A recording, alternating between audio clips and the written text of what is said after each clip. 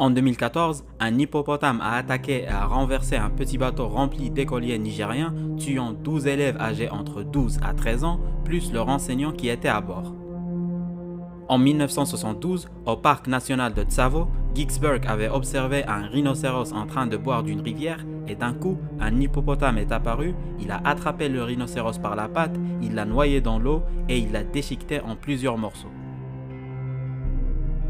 En mai 1970, un chasseur a rapporté qu'une femelle ours polaire de taille moyenne avait réussi à chasser 3 belugas, dont 2 étaient adultes et le troisième était adolescent. Ce que tu es en train de voir maintenant n'est pas un animal préhistorique éteint, c'est le crâne de l'animal le plus agressif du monde. C'est le crâne de l'animal dont la morsure rivalise celle d'un jeune crocodile. C'est le crâne d'un herbivore qui est derrière la mort d'environ 500 personnes par année, selon les estimations de BBC. Et de l'autre côté, on a le crâne du plus grand mangeur de viande terrestre de la planète.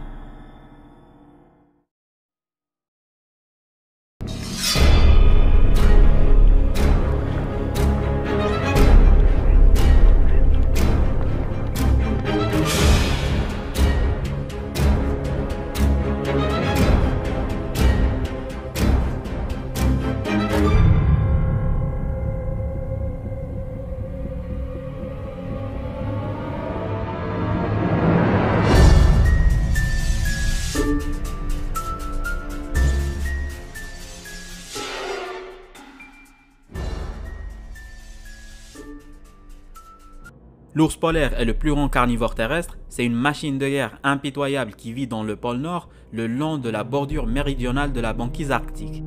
L'ours polaire est non seulement un carnivore, c'est aussi un cannibale qui peut manger la chair de sa propre espèce. Les mâles chassent les petits oursons et les tuent, soit pour les manger, ou pour éliminer toute trace du mâle qui l'a précédé avec la femelle, avec qui il envisage de s'accoupler. C'est un animal qui est très agressif et très territorial. Mais si on va vers le continent africain, on trouve un autre animal qui est grand, agressif et territorial aussi. Mais la différence entre les deux, c'est que le premier vit dans le froid et le deuxième dans le chaud. Le premier est un carnivore et le deuxième est herbivore, donc techniquement une proie.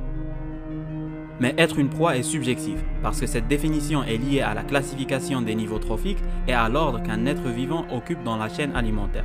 Plus la quantité d'énergie qu'il peut créer est transformée lorsqu'il mange et lorsqu'il se fait manger. Une proie ne veut pas forcément dire faible et un prédateur ne veut pas dire fort non plus. C'est très subjectif et ça dépend de l'espèce et de l'environnement. C'est vrai que lorsqu'on regarde les documentaires, on a tendance à se sentir triste lorsqu'on voit des proies se faire manger, mais il ne faut pas oublier que statistiquement, il y a énormément plus de proies que de prédateurs. Et les proies sont dans plusieurs cas beaucoup plus grandes et beaucoup plus fortes physiquement que les prédateurs eux-mêmes. En Afrique, il n'y a que 20 000 lions pour presque 2 millions de gnous. Bien sûr, ce n'est pas le seul prédateur, mais le gnou n'est pas la seule proie non plus. L'ours polaire, qu'on appelle aussi l'ours blanc, est le plus grand de tous les carnivores terrestres. Les mâles peuvent dépasser les 3 mètres d'auteur quand ils se mettent sur deux pattes et ils pèsent entre 400 à 700 kg avec un record qui a dépassé les 1000 kg. Les femelles sont plus petites, mais elles restent quand même très grandes comparées à la majorité des carnivores terrestres. L'ours polaire survit au froid grâce à sa fourrure épaisse constituée d'un sous-poil et de longs poils protecteurs, ainsi qu'une couche de graisse sous-cutanée. La plante de sa patte gigantesque est velue, ce qui lui permet de marcher sur la glace sans glisser. Les ours polaires nagent tellement bien qu'on les considère comme des mammifères marins. Ils s'attaquent aux phoques gris, aux poissons et aux oiseaux marins. Ils peuvent manger des belugas qui pèsent un minimum de 1400 kg, comme ils peuvent tirer des carcasses de petites baleines mortes pour les manger sur la banquise. Donc lorsqu'il s'agit du carnivore ultime, tu ne trouveras pas mieux que l'ours polaire. C'est une bête bien équipée pour survivre dans des climats glaciaux impitoyables et chasser dans des conditions très dures.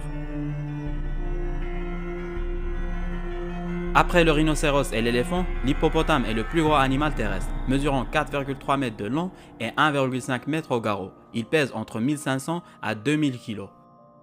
Les poids et les records des animaux est un sujet qui est généralement très douteux, mais Owen Smith avait écrit en 1988 que le poids moyen des hippopotames observés en Ouganda était de 1480 kg avec des individus qui pesaient jusqu'à 2660 kg. Donc, en comparaison, le record du poids de l'ours polaire n'est même pas la moitié des gros hippopotames observés par Owen Smith. Ce cheval de rivière est l'un des animaux les plus agressifs ou peut-être même le plus agressif. On ne peut pas être très sûr parce que l'agressivité est très dure à quantifier, mais c'est une bête qu'on trouve souvent dans des listes top 10 des animaux les plus dangereux ou les plus agressifs, parce qu'il a vraiment une humeur qui change inexplicablement vite. C'est le seul animal qui ose côtoyer les crocodiles et qui les tue même. Imagine être un herbivore qui partage son territoire avec un prédateur apex au sommet de la chaîne alimentaire et quand ton humeur change, tu tues le prédateur que tous les animaux craignent.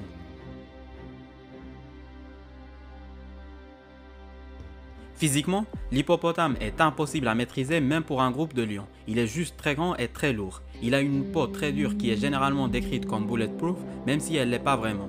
Mais elle reste quand même très dure et très épaisse que même les lions avec leurs griffes et leurs dents tranchants galèrent à la pénétrer. L'ours polaire ose attaquer des morses qui sont très lourds avec un poids qui dépasse la tonne et de longues défenses qui sont largement capables de le tuer. Il en tue certains, mais ce n'est pas du tout une proie facile pour lui. Les morses sont quasiment immobiles, mais il reste très risqué à attaquer pour l'ours. Les hippopotames sont incapables de nager dans le sens propre du terme. La densité de leur zone ne leur permet pas de nager ou de flotter. Du coup, ils se contentent de marcher dans l'eau et ils se propulsent vers la surface en poussant leur corps vers le haut grâce à leurs petites pattes. Et en parlant de pattes et de densité des os, l'une des raisons qui pousse les hippopotames à rester dans l'eau, c'est leurs petites pattes qui sont incapables de soutenir leur poids massif, donc ils sont obligés de repartir dans l'eau après une vingtaine de minutes sur le sol. En comparaison, l'ours polaire est un très bon nageur, il peut plonger et pêcher de très gros cétacés et les tirer vers la surface sans problème. Il est vachement plus polyvalent comparé à l'hippopotame. Mais à quoi sert cette polyvalence si l'ours est beaucoup plus petit et n'a certainement pas la même force ni la même efficacité qu'une meute de lions et de lionnes qui ne réussissent généralement pas à abattre l'hippopotame même lorsqu'ils sont en groupe. L'ours polaire peut courir à 40 km à l'heure et nager à 10 km à l'heure, et l'hippopotame peut atteindre presque 50 km/h sur Terre. C'est très impressionnant pour deux animaux de cette taille, mais c'est pas vraiment quelque chose qui ferait la différence ici, vu que c'est une affrontation hypothétique et aucun des animaux ne va abandonner le combat fictif. Mais on sait déjà que l'ours est beaucoup plus flexible dans ses mouvements comparé à l'hippopotame et de loin. Historiquement, l'ours polaire avait déjà tué 2 lions mâles adultes dans un cirque et c'est peut-être son plus grand accomplissement lorsqu'il s'agit de ce genre d'affrontation. Mais il n'a vraiment aucun moyen pour faire face à l'hippopotame qui a une plus grande gueule, une morsure plus puissante, un avantage de poids, de taille, de vitesse, de dents, de peau et de férocité. L'hippopotame a historiquement fait preuve d'une psychologie qui ne connaît ni peur ni recul. Il domine les rivières, même contre les crocodiles. L'ours polaire galère déjà contre des animaux quasi immobiles sur Terre et n'a vraiment aucun moyen pour faire face ou pour tuer un hippopotame même s'il le prend par embuscade. Il pourrait causer beaucoup de dégâts s'il le prend par derrière comme il fait avec les morses, mais je ne pense pas que ce serait assez pour tuer cette grosse bête. Sauf si l'hippopotame ne réagit pas vraiment comme on a vu dans certains cas où il voulait juste retourner dans l'eau. Donc sur 10 affrontations, l'hippopotame plierait l'ours polaire 10 fois sur 10 avec une brutalité sans précédent. C'était tout pour aujourd'hui, merci d'avoir regardé et on se dit à bientôt.